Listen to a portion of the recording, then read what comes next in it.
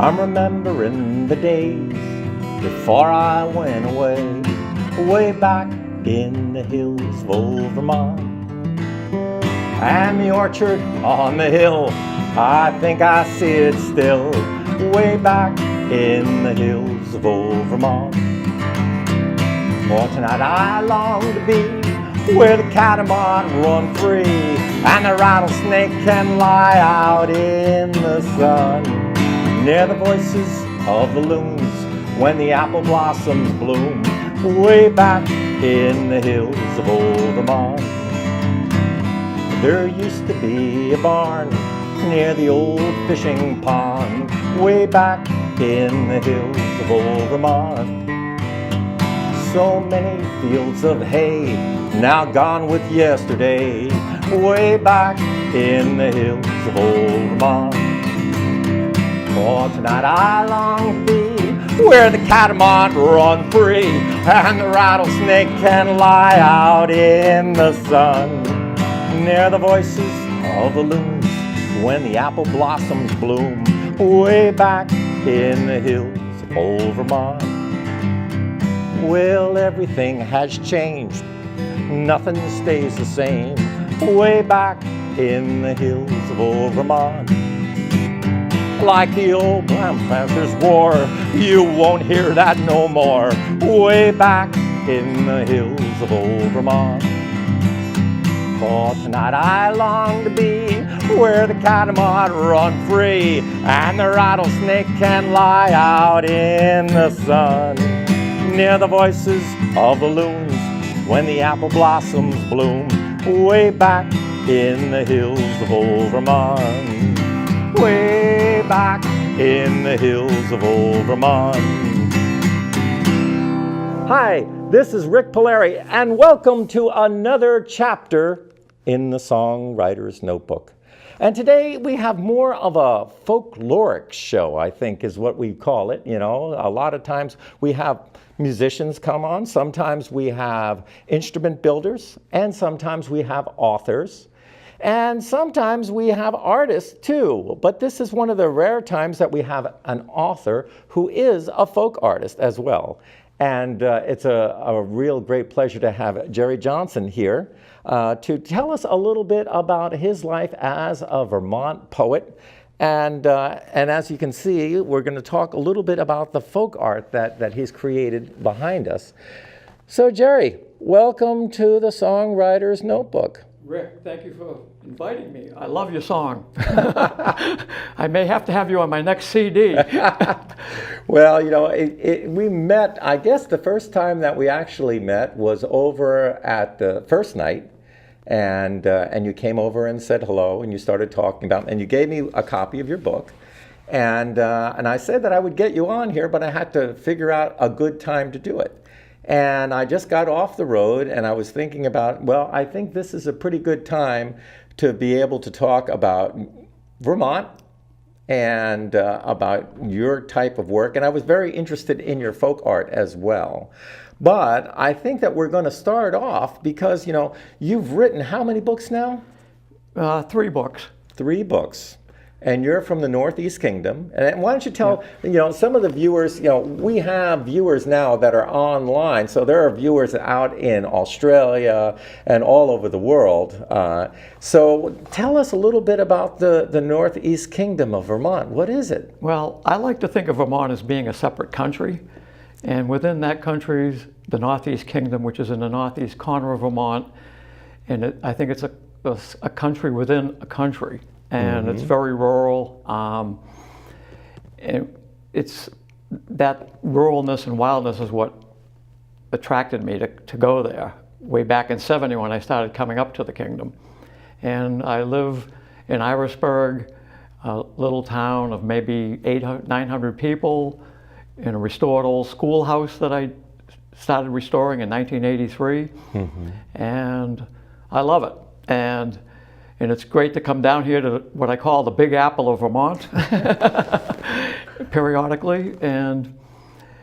But Vermont, the Northeast Kingdom, but all of Vermont has inspired so much of my writings, whether they be poems or stories or whatever. Now, you grew up in Massachusetts? Or Central Mass, a town called Worcester. Oh, Worcester. Which you can probably I know detect people. in my accent here. I know people from Worcester. Yeah. Yeah, and what drew you to Vermont? Well, in 1970, my father bought a farm on Creek Road. It was like a vacation place, and I came up as a young guy then, and I saw the farm.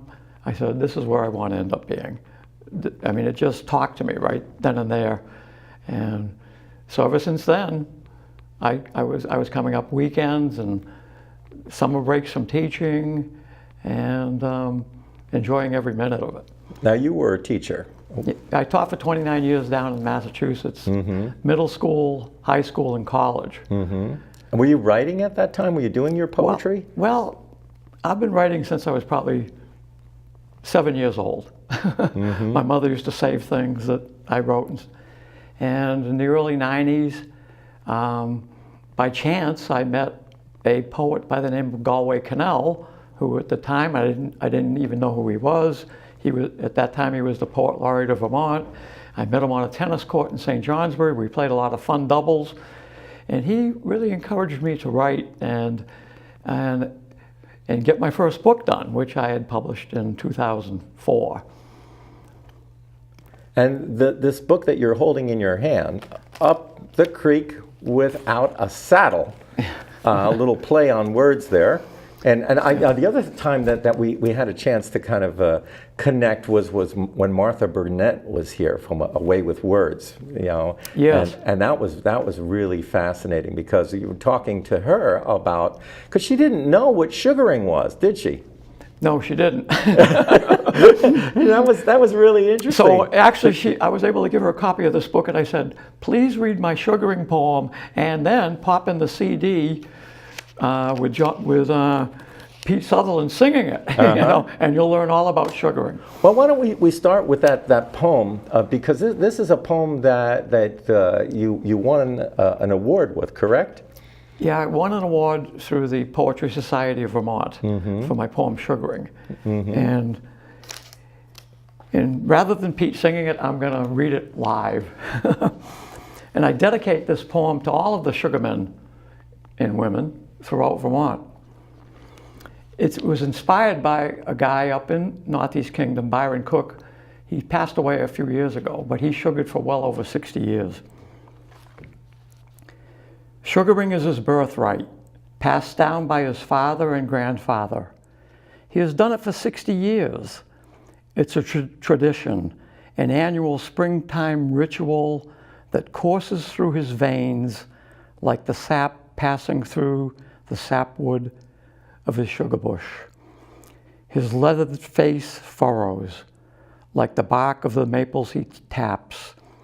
Each year, the maples gain yet another ring. Each year, his face earns another wrinkle. It's tough work, transforming 40 gallons of watery sap into 1 gallon of syrup for the table. He works alone.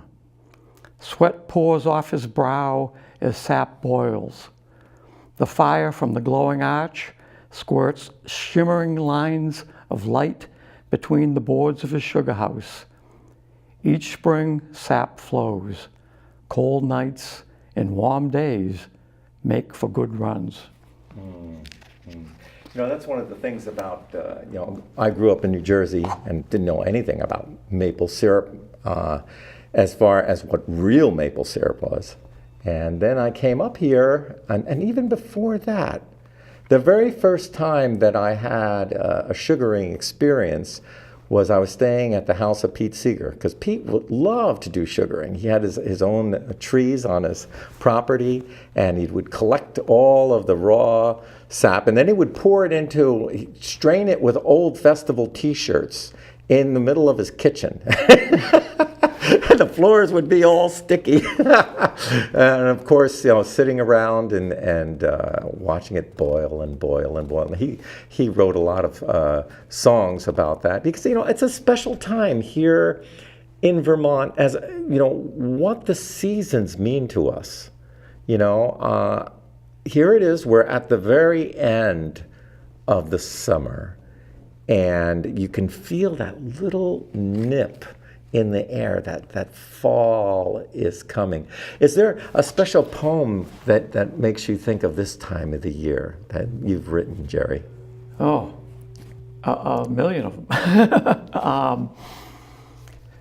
You want me to find one and read it here? Okay. Sure, sure. Nothing like putting Jerry on the spot here. All right, I'm gonna read a certain ebb. It's about the month of November, which is coming upon us. Actually, I think this was Howard Mosier's favorite poem that I've written. November kind of takes a bum rap, so I wanted to give November a boost. A certain ebb. It is November here at the farm. Some say that November is neither an autumn month nor a winter month. Perhaps it is the twilight zone of months here in the North Country. Some may say it's a month where beauty has departed. I think not. I love the russet colors of pastures and hayfields, trees without leaves, skeletons with many arms lifted skyward, crunchy echoes of footfalls on frozen leaves, first ice on the pond, first dusting of snow, one's breath vaporizing into the cool air, sound of wood crackling in the old Crawford cook stove, aroma of hot cross buns in the oven, the strong morning sun casting an early glow over the meadow. There is a certain ebb to the seasons when November arrives. No autumn colors have waned. Mornings begin with window frost. Geese have departed and winter is lurking behind the hills. The wood has been stacked. Shutters are on. The to-do list has been chipped away. This time of year, I'm usually in recuperation mode. It's also a time for contemplation, for renewal, for reprieve, a time to look outward and inward, to discover once again the beauty without and within, the beauty of one's surroundings, all in preparation of things to come, a thick and white winter just ahead. Now, before we do a little bit more poetry, we have to talk about the artwork that is behind us. And you have an original piece, so let's talk a little bit about that. And so what would you call this kind of work, Jerry? Well, a little lead-up story. In 1986, I was hiking through the woods up in the Kingdom, and I came across this sugar house that was falling over, and I went inside, and there were these old wood covers, and I had no idea what they were. And I grabbed a handful, put them under my arm, and got them to my place, and was able to talk to a farmer or two. I said, what are these things? They told me that they're antique wood Vermont sap bucket covers. And before metal buckets with metal covers hanging on sugar maples for gathering sap, they had wood buckets with wood covers that would keep the rain out and leaves out, hanging on the tree. So these date back to the 1800s. And this was one of the first designs I did on a sap cover. It was in 1986. And it's my sugar house one. And a few years ago, I said, I'd like to do some more of them. And so you see my 5 basic designs on the table here. Yeah. All Vermont theme. This one here is one of my favorites here. Can you see that, folks? It's tell us a little bit about this one. Well, that's the Vermont quarter, okay? There's 50 states, and each has their own 25-cent piece, and that's on the back cover of the Vermont quarter. And this is my most recent one. Mm-hmm. 2 months ago, I did my first one of those. Now, how do you actually do it? Well, I have my design. I do my design, mm-hmm. right? As I've done with all these that you see on the table. I have a friend up in Newport. He's got a laser machine. Mm-hmm. He takes my thing, gets it on his computer, and with his computer program, he then puts the blank sap cover under the laser and engraves it for me.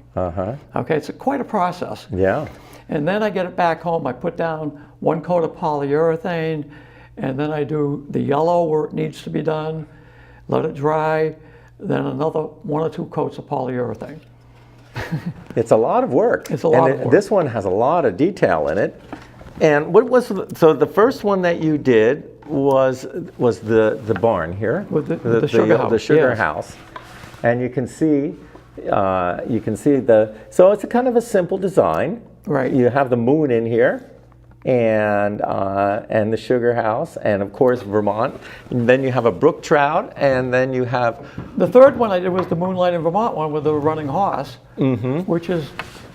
which you see on the cover of my book. Right. So you kind of combine everything together. And the Morgan, which for those folks don't know it, that's our state animal, right? That's our state animal. Well, it's the Morgan horse. And then I had to do, the next one I had to do because of my dear friend Howard Mosier was the Vermont brook trout, because he loved brook trout fishing. So that was one that got added to the 5. So they're all Vermont themes. Right. And are there more? This is sort of it right now. Right now. There could be more. There's no catamount yet.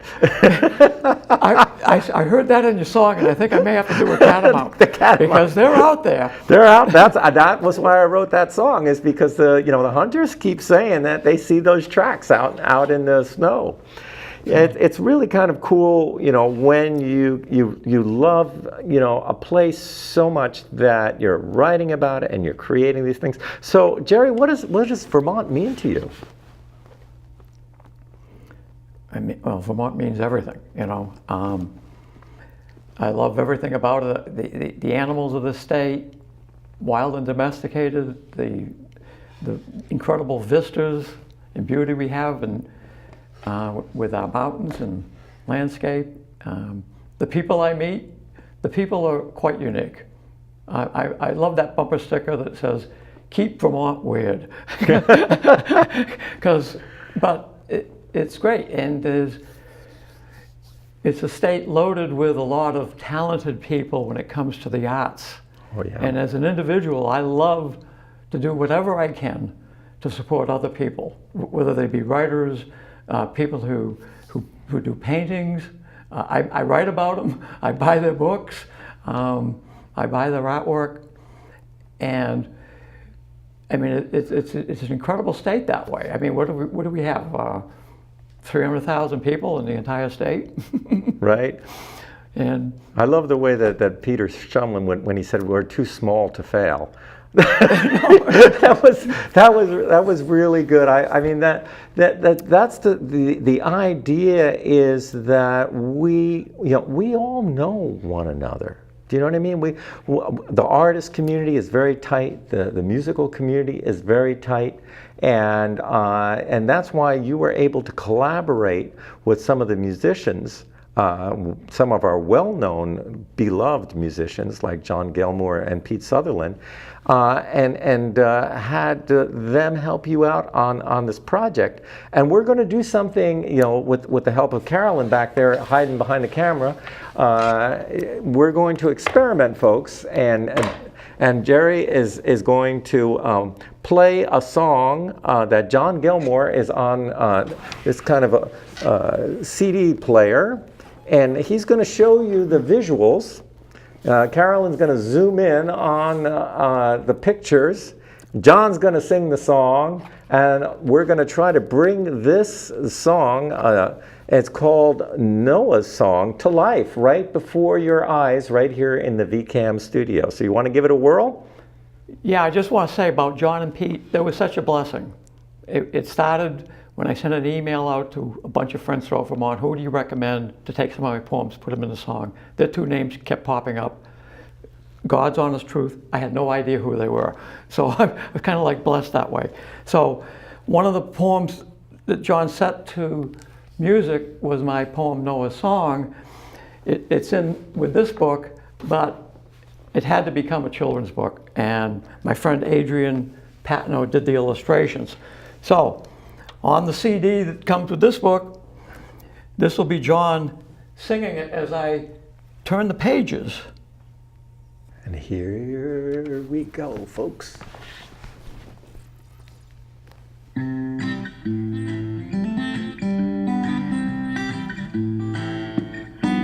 Have you ever seen llamas wearing pajamas, or a dancing cow in a herd, or a big bull moose atop a caboose? Are all my questions absurd? I was building an ark when I heard my dog bark at a long-haired orangutan. The sight of this ape with a muscular shape was enough to frighten any man. Just the other day, while out making hay, I saw a vision that made me take heed. A black and white skunk dressed like a monk, riding a unicorn steed. Then I spotted a cheetah eating Velveeta, playing chess with a colorful bird. The bird, though colossal, seemed quite docile. I hope you're not doubting my word. Amphibians, reptiles, mammals, come aboard without a fear. From a horned toad to a lumpy camel, different as can be, but all family on the ark. Survival is the name of the game. On the ark, doesn't matter from whence you came. On the ark, we're all equal, all the same. On the ark, I spied an old goat rowing a boat crammed with cats and dogs, along with a lion chopping onions and crying to the music of a pond full of frogs. Up in the sky, elephants did fly with the ease of eagles on wing. Alas, an alpaca ran right smack into a panda going to Beijing. A goose and a rabbit developed a habit of scaring a giraffe and a yak, but they'd run off in fright at the hideous sight, fending off their sneaky attack. A smiling green dragon was pulling a wagon loaded with chickens and sheep. It was such a weird vision, they had a collision with some ducks who were trying to sleep.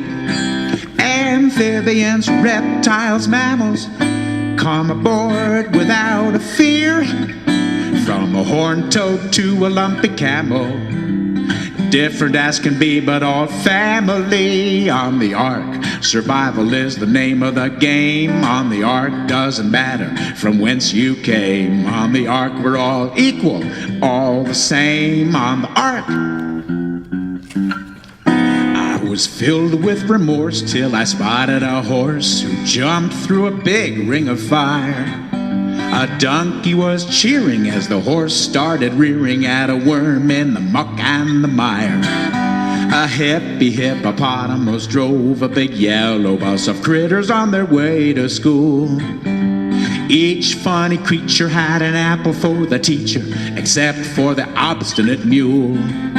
I next heard a laugh from a gangly giraffe in pursuit of a speedy gazelle. The gazelle had her tricks and avoided the kicks of the giraffe, who started to yell. It was surely a jinx when I noticed a lynx sneaking through the woods at my farm. And it was clearly preposterous to spy a rhinoceros, giving me cause for alarm. Amphibians, reptiles, mammals, come aboard without a fear. From a horned toad to a lumpy camel, different as can be, but all family on the ark. Survival is the name of the game. On the ark, doesn't matter from whence you came. On the ark, we're all equal, all the same. On the ark, armored like a gladiator came an angry alligator, making my spine start to shiver. But 'twas a crocodile with his toothy big smile that caused my whole body to quiver. A catamount crawling on his belly and a bawling made the hair on my head stand straight. However, seeing a mouse on the floor of my house was the one thing I surely did hate. Soon all the beasts filled the ark I did build, a zoo full on every floor. I stood there confounded, totally astounded, a spectacle too hard to ignore. Heed the words I've spoken, keep your eyes wide open to the creatures in the air and on ground. You'll never know when you'll see them again, or some others just as profound. Amphibians, reptiles, mammals, come aboard without a fear. From a horned toad to a lumpy camel, different as can be, but all family on the ark. Survival is the name of the game. On the ark, doesn't matter from whence you came. On the ark, we're all equal, all the same. On the ark, on the ark, survival is the name of the game. On the ark, doesn't matter from whence you came. On the ark, we're all equal, all the same. On the ark.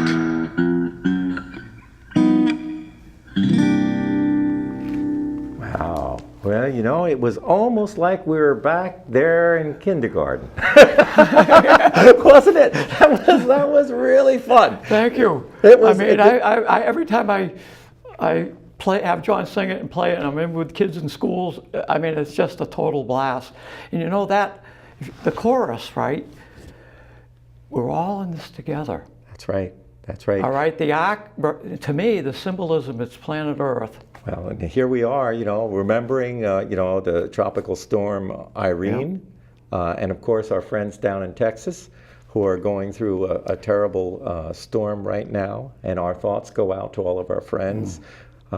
We got through it, and we're hoping and then praying that the rains will stop. Yes. And that those folks will get through it. There's another, we don't have a lot of time, but I wanted you to read this one poem about too many. Okay. We're taking it, folks, to a more serious level. We you know, and as you can see, that Jerry has a lot of poetry, not only about the state of Vermont, but also about things in life as well. And this particular poem, when I read it, it kind of touched me, and I thought it was important to share it here on the Songwriter's Notebook. I wrote this poem after my friend Jesse Strong was buried. He was a Marine and he was killed in Afghanistan. Too many. Stop the war. Cease and desist. When attempting to kill, try to resist. Enough have fallen. One more is too many. Too many dads and too many sons. Too many daughters. Too many. Too many. Tears have fallen. Too many tears. Hearts have been broken for too many years. Brothers are gone. Sisters are gone. Never to return. Too many. Too many. Too much insanity. Too much. Too much. Too little sanity. Too little, too little. Lost is a son, lost is a daughter. Too little love, too much slaughter. Enough have fallen. When will it be stopped? Too many have passed, too many have dropped. Too many gravestones, too many flowers. Too many have passed from these homes of ours. Jerry Johnson, Vermont poet, folk artist, here on the Songwriter's Notebook, sharing his love for the state and collaborating with different musicians, and both Pete and John have both been here on the Songwriter's Notebook. So it's really nice that you're working with them. And it's been a pleasure having you, and I hope you enjoyed yourself on this little TV show. And those folks at home, you can find out more about Jerry and the books that he's written, and about his folk art. And he has a website that we have right over here at www.vtpoet.com, so that you can find out more about this interesting man and his feelings for the Green Mountains of Vermont. And I don't know what else to say. I hope you had a good time. Rick, I had a great time. Thank you so much. For tonight I long to be where the catamounts run free, and the rattlesnake can lie out in the sun, near the voices of the loons when the apple blossoms bloom, way back in the hills of old Vermont. And when the rains came down